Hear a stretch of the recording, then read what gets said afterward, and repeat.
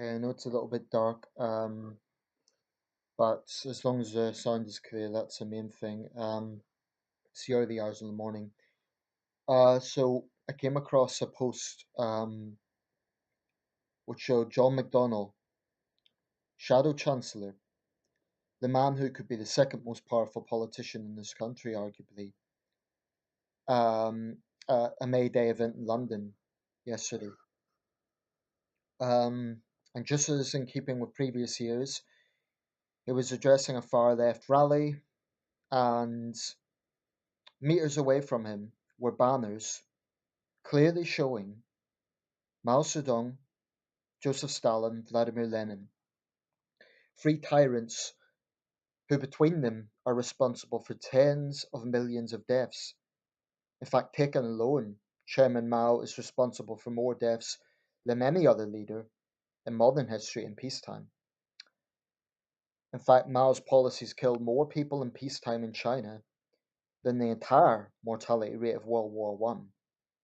If we consider that's estimated at about 20 million, Mao's policies caused somewhere between 40 and 70 million deaths. So this is absolutely grotesque. Now, why is it that when the left praise and downplay and excuse communist tyrants, there is some media scrutiny, there is, from right wing newspapers, that why is it responsible people on the left don't sufficiently challenge this? Um, I'm not saying it's totally non-existent. I know there's reasonable left-wing people who also have contempt for communism because they're not extremists. They don't pander to the far left. But there still is not the sort of stigma around support for communism as there would be for support for fascism. Now, let's say, for the sake of argument, a senior member of May's cabinet was to come out and praise Mussolini or Hitler.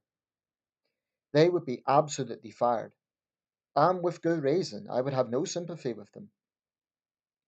So, why is it okay for senior politicians to associate themselves with mass murdering communist tyrants?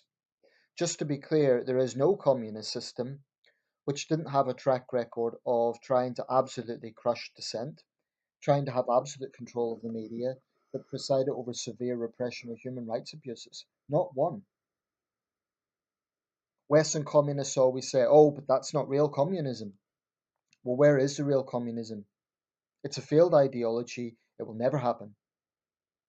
It will never be tolerated in a democratic country, because a truly democratic country, because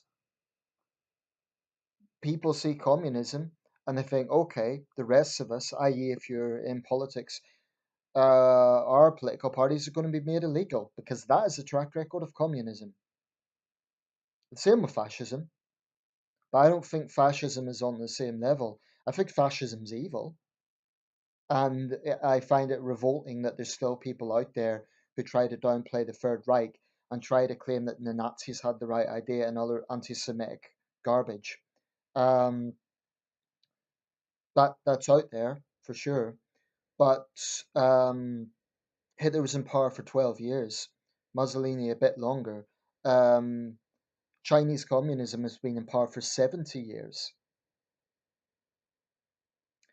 I find it utterly revolting that this evil, and that's what it is still venerated.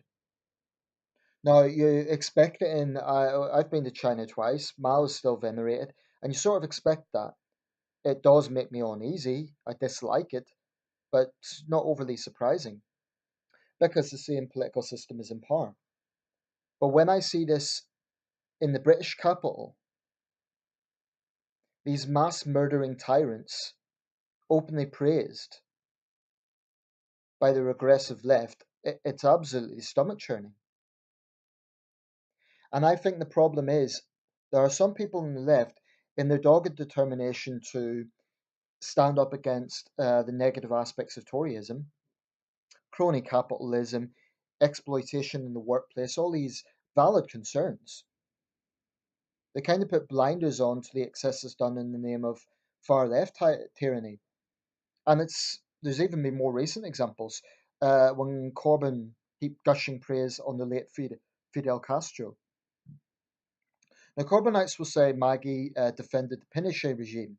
She did, and in my view, that was one of her less honourable moments. She should never have defended the Pinochet regime the way she did. But Pinochet, vile dictator as he was on a much smaller scale than Stalin and Mao. To put things in context, the maximum estimate for the deaths under the Pinochet regime was about 30,000. Now, the man was a dictator, he was a tyrant. He committed terrible human rights abuses, but that is a minor fraction of what happened in the regimes of Stalin, Mao, Pol Pot, the Kims in North Korea. Communism has more blood on its hands than any ideology in modern history, including fascism, unless you want to, unless you blame German fascism for being responsible for the entire European fate of World War II. But the deaths associated with Hitlerism vary between 12 and 17 million. It's a lot of people. He was a thoroughly evil man, and those who defend Hitlerism are a disgrace. I'm very pleased that we defeated that evil in World War II. That's the point. We defeated that evil in World War II. And whilst there are lingering far right and neo Nazi elements around, there hasn't been a full scale neo Nazi regime in Europe since, with very good reason. But there's been a few examples of communist regimes, even in Western Europe, coming close. Now, Jeremy Corbyn will insist he's a socialist, not a communist, but his track record of praising these tyrants, along with John McDonnell, along with Diane Abbott, along with his advisor Seamus Milne, is absolutely disgraceful. Just imagine for a second that Theresa May had an advisor who said, oh, well, Mussolini had the right idea. Hitler was not that bad. Imagine that situation. You can't because it wouldn't happen.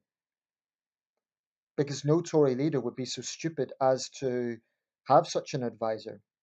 Or if they did, they would be very red faced and they'd be firing them on the spot. Um, you don't have to be right wing to hate communism. There's many people on the centre left who know what it represents. I think it's very possible to stand up against regressive aspects of Toryism. I mean, I've been very outspoken about the situation in the DWP, and I will continue to be so. I think the Tories' track record on that is an absolute disgrace.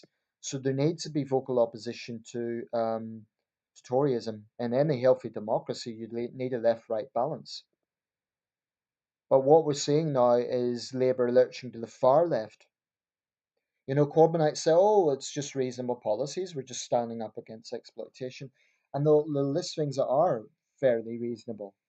But so long as the inner circle of the current Labour administration is praising communism, and there's no other way to put it, then they shouldn't be allowed anywhere near 10 Downing Street. I mean, think about the implications of this. Um,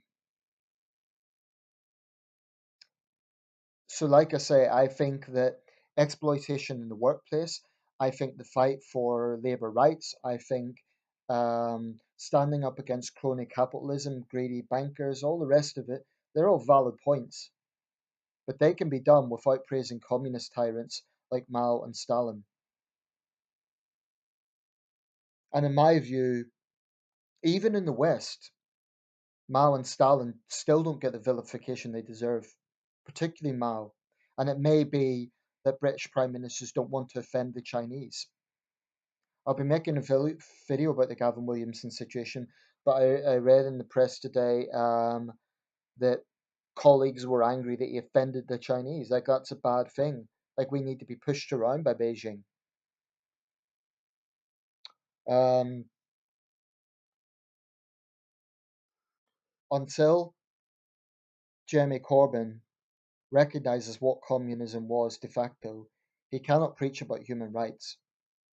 You cannot be a communist and say that you believe in human rights. It just doesn't. Or you cannot be pro communism and say you believe in human rights. You just can't. because there hasn't been a communist regime in history that hasn't severely violated human rights. Not one.